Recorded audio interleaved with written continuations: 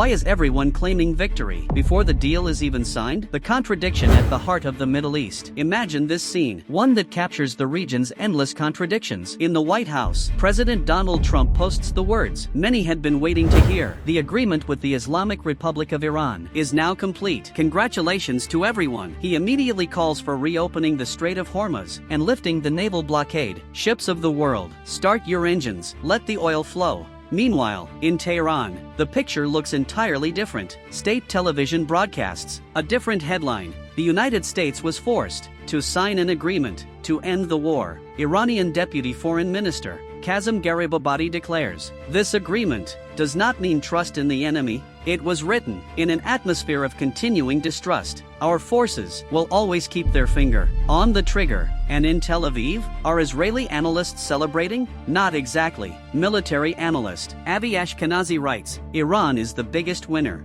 The failure is enormous, and the collapse is real. The same agreement. Three completely different narratives. Trump declares victory. Iran says America was forced into a deal. And Israeli commentators speak of failure. As the old saying goes, when everyone claims victory, at the same time, who actually lost? Today, we tell the story of an agreement that has not even been signed yet. The story behind a deal that divided the world before it was born. And the question haunting the region. What happens next? And who truly made concessions? Come with me. The secret meeting in Rome. Before we discuss yesterday's developments, we need to go back a few days. Last Friday, in Rome, something unexpected happened. Trump dispatched a senior delegation, led by Treasury Secretary Scott Bessent and Vice President J.D. Vance, to meet Ali Shamkhani, senior advisor to Iran's supreme leader. The meeting was never announced. No newspaper leaked it beforehand. It happened in complete secrecy, and it lasted 7 hours. That meeting changed everything. For the first time, Washington and Tehran reportedly sat face to face. No intermediaries, no back channels, direct talks. According to sources, Vance presented a 5-point proposal. Iran's nuclear materials would be removed. The nuclear program would be dismantled. Frozen assets would remain blocked until Iran proved its intentions. The Strait of Hormuz would reopen. Iran would stop funding what Washington calls terrorism. Shamkhani listened carefully. He neither accepted nor rejected the proposal. He simply said, we will respond in writing. 48 hours later, Tehran replied, and the response created new problems for Trump. Two different versions of the deal. Let's examine what Iranian media reported, because it differs sharply from Trump's version. Money. According to Iranian reports, the agreement includes the immediate release of $12 billion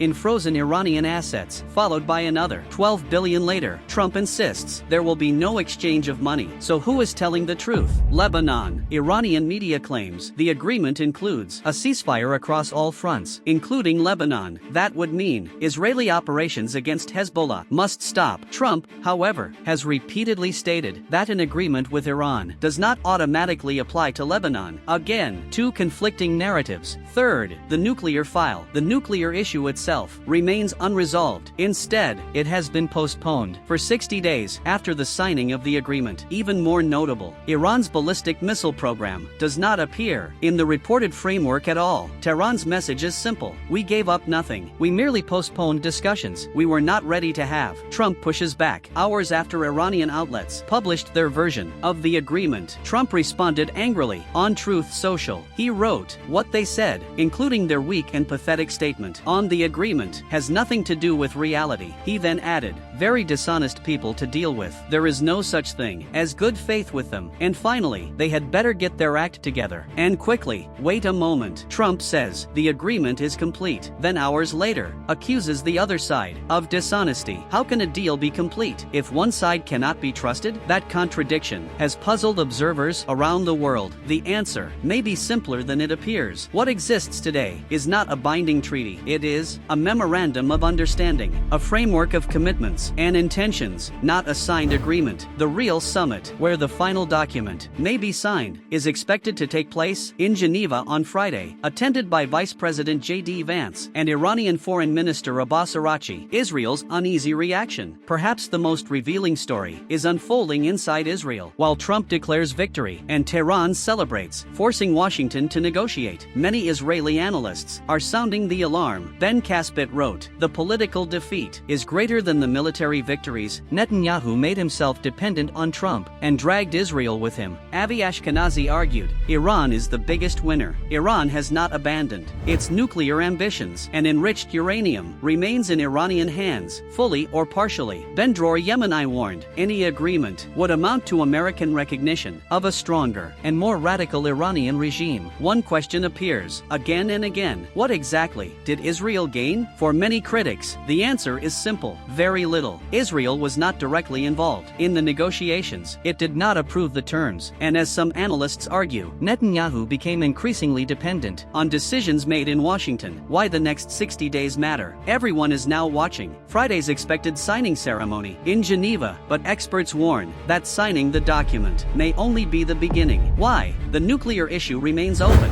The current agreement is only a framework. The difficult questions, uranium enrichment, international inspections, and dismantling facilities, have been delayed for 60 days. Those 60 days may become the real battle. If they fail, the region could return to war. Trust does not exist. Kazem Garibabadi said openly, this agreement was written in an atmosphere of continuing distrust. Trump, meanwhile, called Iranian officials dishonest. Can an agreement built on mistrust survive? Israel is not bound. Prime Minister Benjamin Netanyahu signed nothing. Israel is not formally a party to the agreement, and Israeli officials continue signaling that military options remain available. Lebanon remains a time bomb. Hezbollah leader Naim Qassem rejected any ceasefire arrangement. He considers surrender. Israel continues operations. Hezbollah continues attacks. The Lebanese front remains unresolved. The next 60 days could prove decisive. Will diplomacy succeed where bombs failed? Or is this only a temporary pause before an even larger confrontation? What have we learned? Let's summarize. The deal is not yet a deal. What exists today is a memorandum of understanding, not a binding treaty. Formal signing is expected in Geneva. The narratives remain deeply divided. Trump says he won. Iran says America was forced into an agreement. Some Israeli analysts say Israel lost. The nuclear dispute has merely been postponed. The central conflict remains unresolved. Lebanon, Yemen, and Iraq remain largely outside the agreement. Iran has not formally abandoned support for its regional allies. Many Israeli commentators believe Israel emerged from this war weaker, while Iran preserved much of its strategic position.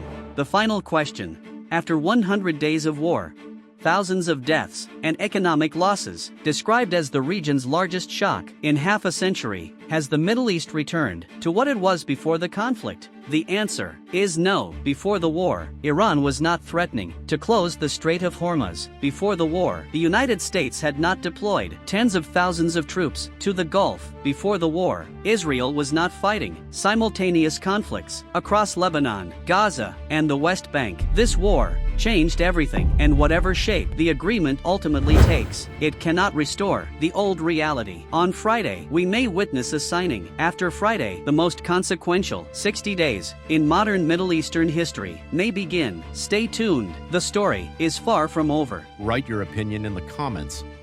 Don't forget to like and subscribe to the channel and turn on notifications to receive all our new videos. See you in the next video.